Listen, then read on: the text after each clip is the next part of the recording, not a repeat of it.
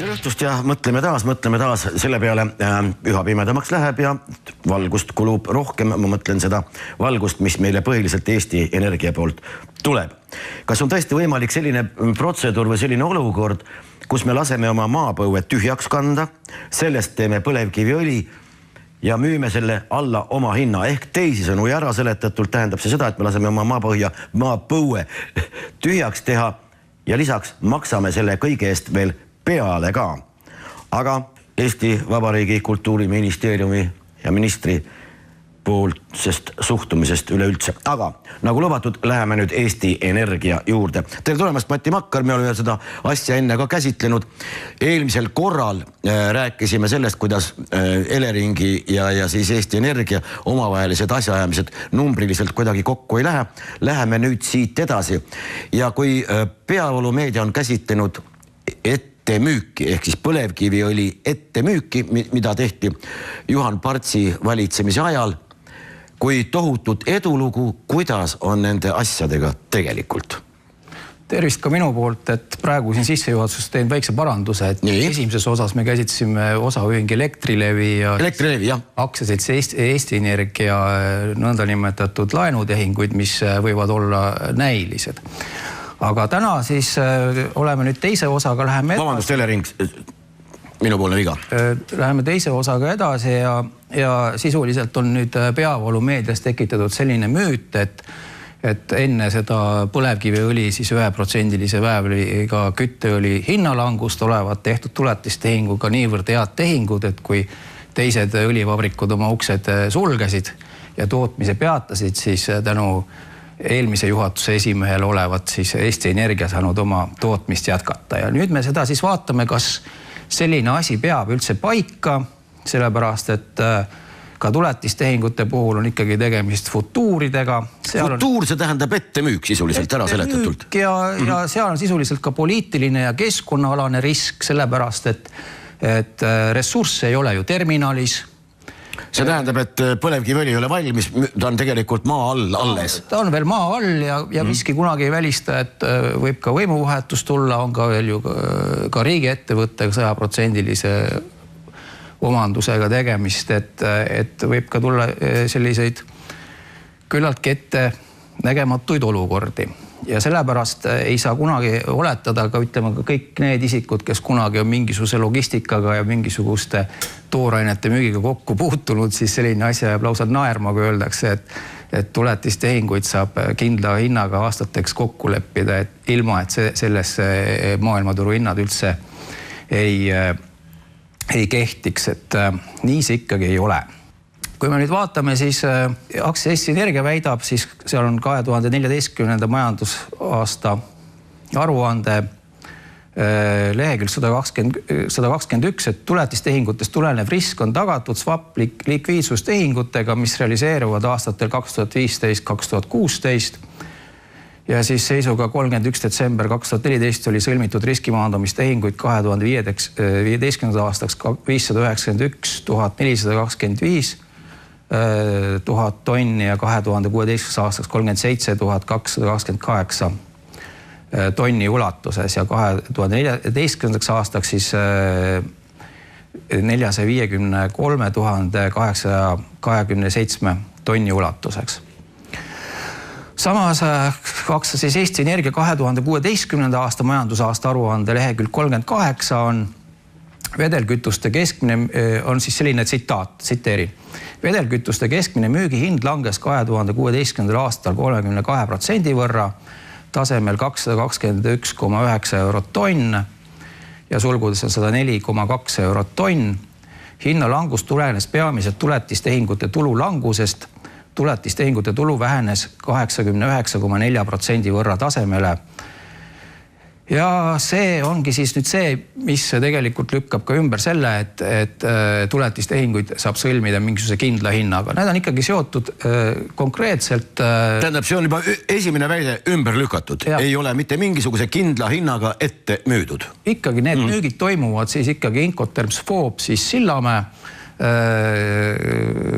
ja hinna aluseks on ikkagi siis Rotterdamis noteeritud siis 1% väävlisisaldusega kütteõli hind. Nii.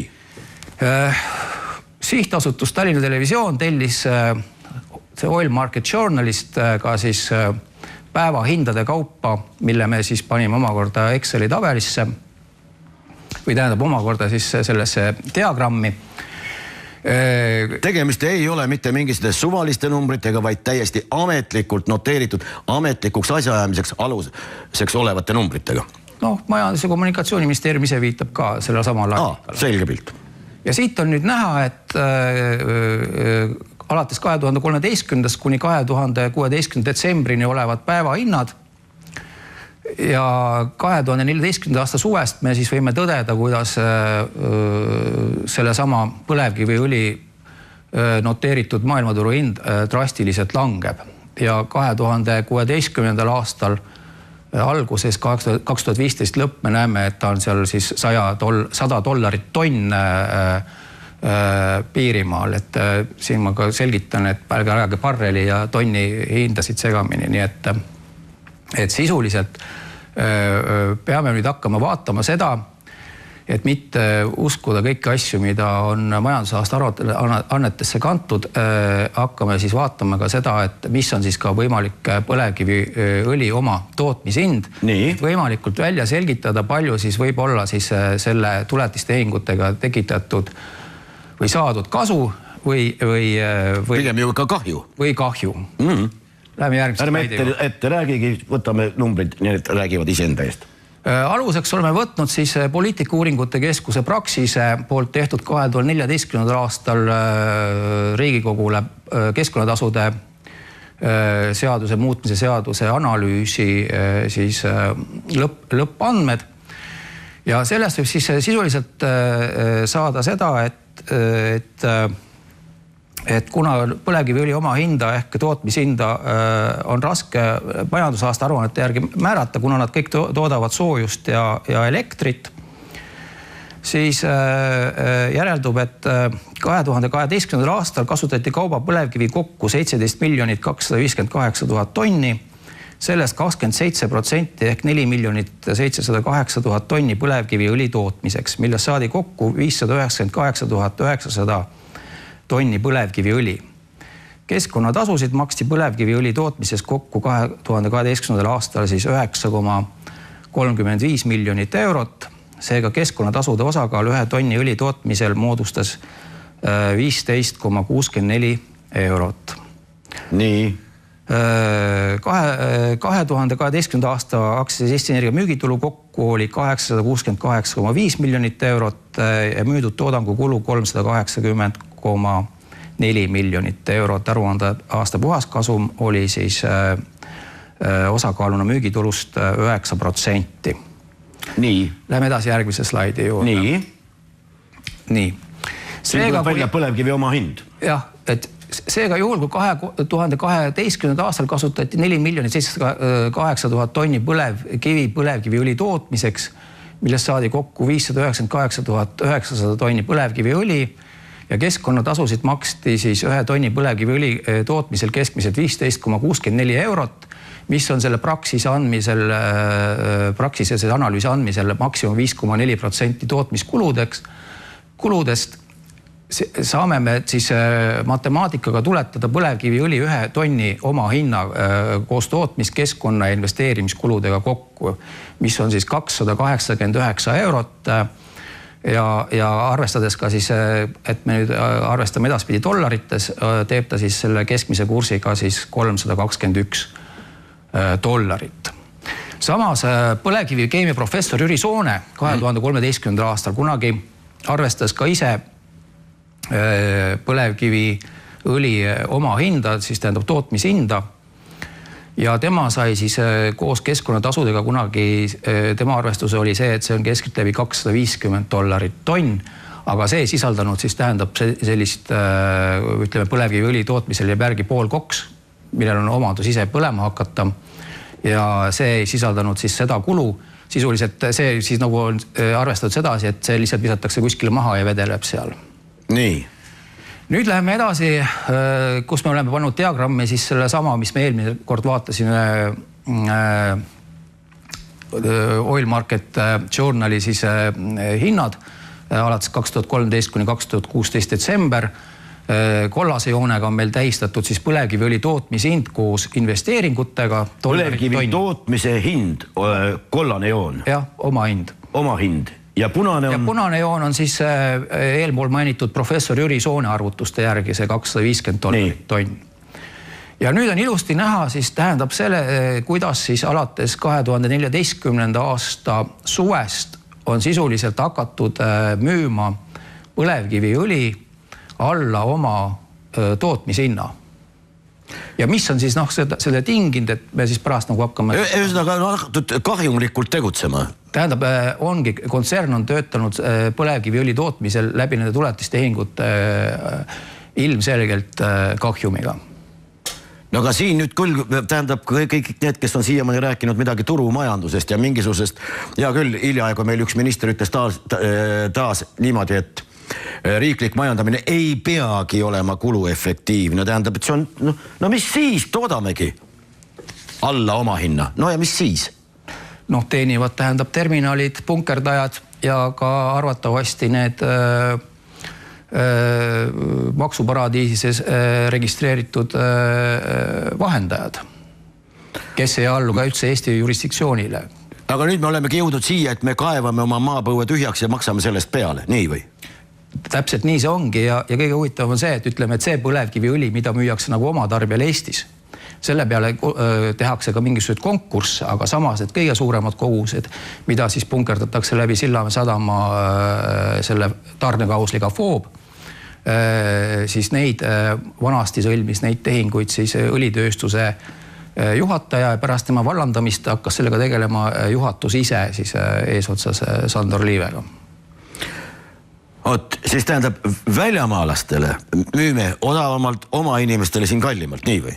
Ei, tähendab, et selles suhtes ei tehta konkurssi ekspordi puhul suurtes kogudes, aga need, mis oma inimestele müüakse väikestele katlamajadele oma turule, see on siis ka see aktsiis ja need muud maksud juures. Nendes suhtes on konkursid, mis on kõige naljakam. Meil on kuidagi komme millegi pärast. Mul tuleb esimene meil tuleb pagulane siia, ta saab kõik selle tasuta kätte kordades enam kui vähem kindlustatud perekonnad meie oma inimestest. No ekspordi puhul ütleme ei ole konkursse korraldatud. Neid sõlmitakse siis aga see peaks, hea küll. Juhatuse tasemel neid tehinguid. Aga lähme selle sama teemaga edasi, sellepärast, et see tundub üha kummalisemaks läheb.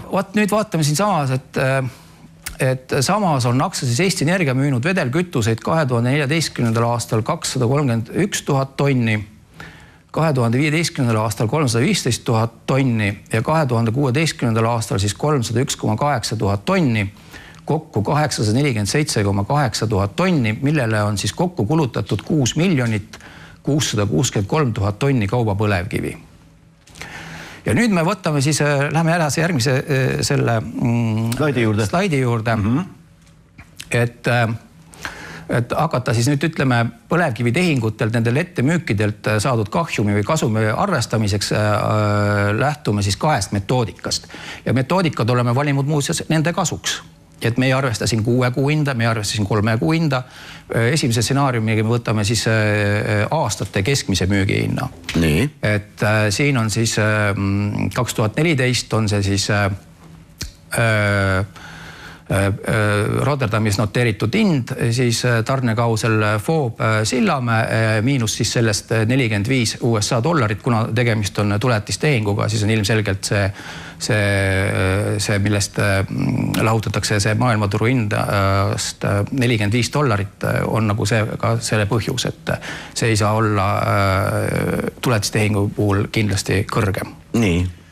Siis sama metoodika 2015. aasta kohta on keskmine hind $264, miinus siis $45. Ja 2016. aasta keskmine hind on $210 tonn, miinus siis $45. Ja lahutame siis nendest tootmishinna selle $321 ehk siis 289 eurot. Nii.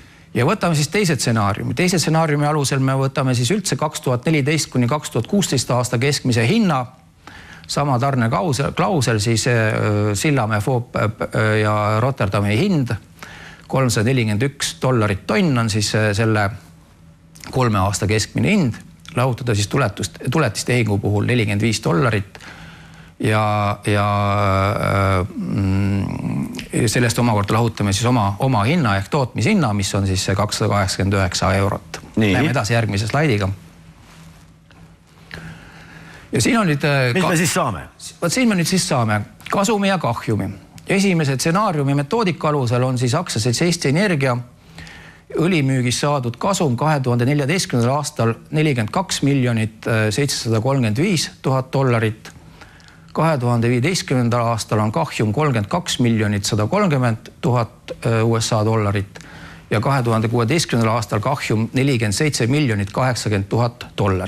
2 aasta kahjum, ma loen siit välja, on siis 79 ja natuke peale veel, 79 miljonit. No seda saab kodus igaüks juba juurde arvustada. Ja teise stsenaariumi metoodika alusel on siis, kui me oleme võtnud keskmiseks hinnaks siis selle 3 aasta keskmise hinna, siis sellisel juhul tuleb põlevkiviõlilt kokku kahjumiks $21 195 000 nendelt ette müüdud müügitehingutelt. Nii, ja mida me siit saame? Siin on nüüd, tähendab, ma olen nüüd tulnud välja ka Peeter Piki, siis Baltic Energy Partnersi poolt 20.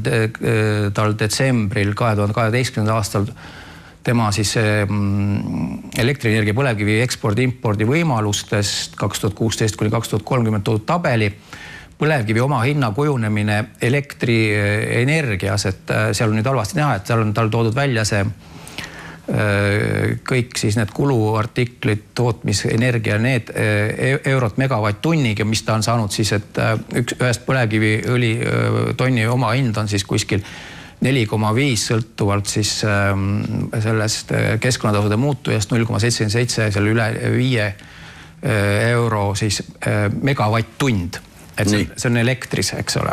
Ma tean, et selle üle oli kunagi ka selles, kui kunagi oli see energia kavad arutamine nii Riigikogus kui ka siis nendes mujal nendes kohtades, kus neid peeti, siis teda muidugi väga kritiseeriti selle hinnakalkulatsiooni kohta, et kuidas ta seda on niimoodi arvutanud. Noh, siin on see teine tabel ka siin, kus ta on siis kütuste hinnad niimoodi välja toonud, arvestatud sinna ka siis CO2 hinna sisse, aga läheme järgmise slaidiga edasi.